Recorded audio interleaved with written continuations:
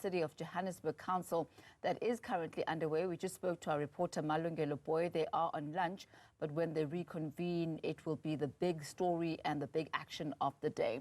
Now, for more on what we can expect from these council meetings and what impact that will likely have on service delivery, I'm joined now by Mr. Danga Mughogho from the South African Cities Network. Good to have you with us this afternoon, Mr. Mughogho. Perhaps let's start with the importance and the relevance of correctly holding council. Talk to us about that. Thank you for having me, and good afternoon to your listeners. The importance of council is it's the most important decision-making body within the municipality. So the council consists of our elected representatives who we chose at local government elections on the 1st of November. And those councillors are now sitting, as you'll have announced just now, to actually appoint a speaker of council. Number one, the first order of business once they meet is to appoint a speaker of council, and then to proceed on to elect important office holders such as the mayor and other important offices within the council itself. And so the council is where decisions such as the budget, the approval of the budget, which is how the municipality funds its activities, decisions on the appointments of senior administrative positions within the municipality are made based on the recommendations of the mayor and the municipal manager. And also the council is really where our representatives have oversight over the administration that is in each municipality.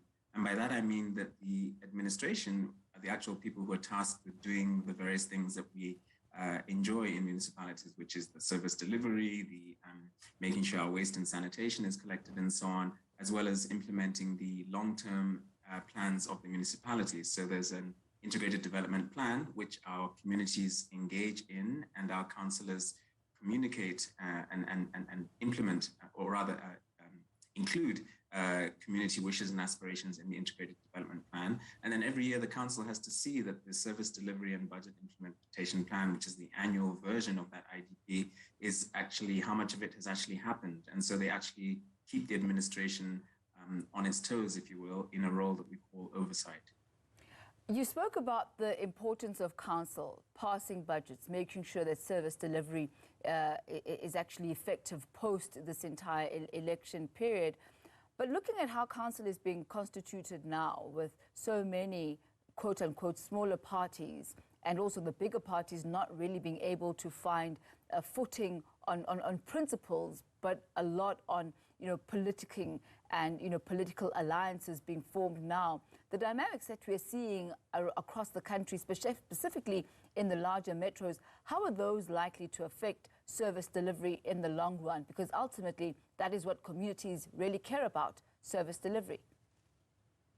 Yes, and that is, in fact, a very important question. Well, they affect service delivery to the extent that those issues within and amongst the parties become a problem in terms of the council doing its business. So, for example, if as a result of some disagreement between either coalition parties or just parties in general, where they're not able to achieve a majority and a decision needs to be taken. So, for example, now the councils will inherit, the budgets from the previous administration.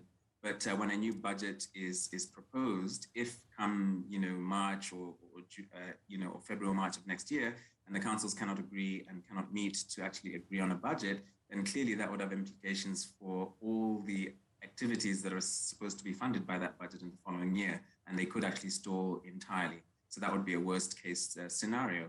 On the other hand, there could be issues around just disagreements in terms of policy. So if you have two parties that have very big differences on a particular issue, and then they can't actually resolve that issue, and that prevents them agreeing on the other elements of the so-called coalition agreement they have amongst themselves, then that can also impact the way in which the council operates.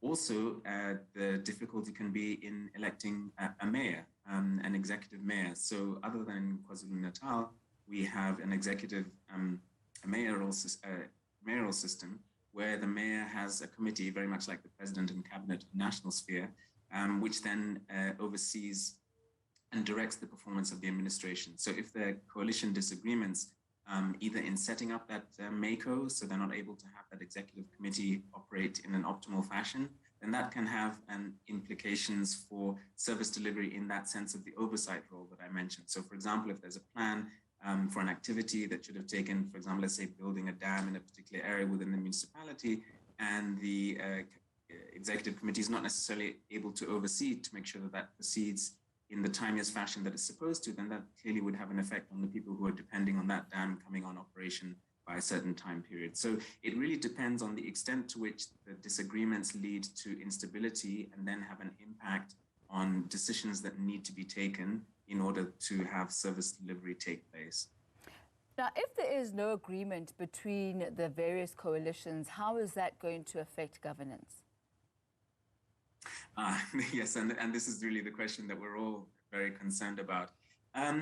You wouldn't actually necessarily need to have a formal agreement between parties in order to have, a working executive committee, as I just described. So some parties may be writing and have been meeting over the last few weeks and looking to write formal agreements between themselves.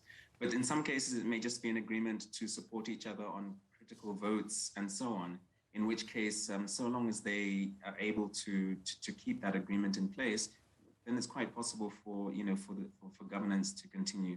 As I said, the problem really comes, and we saw in the previous local government administrative cycle from 2016 to 21, which is when you have such divisions and such political instability between the parties, that it then affects the ability of the administrators, the people within the administration, to actually do the job that they do all the time, even when elections are taking place, between elections and so on. So it's when it affects the ability of those people, the people who are the engineers who are fixing water, the engineers who are making sure that we have electricity, the staff who are working to make sure that sanitation is picked up.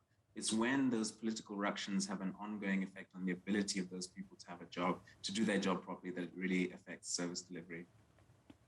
Mr. Danga Mughogho, we'll leave it at that for this afternoon. Thank you so much for your time. That's Mr. Danga Mughogho, Program Manager at Well-Governed Cities at the South African Cities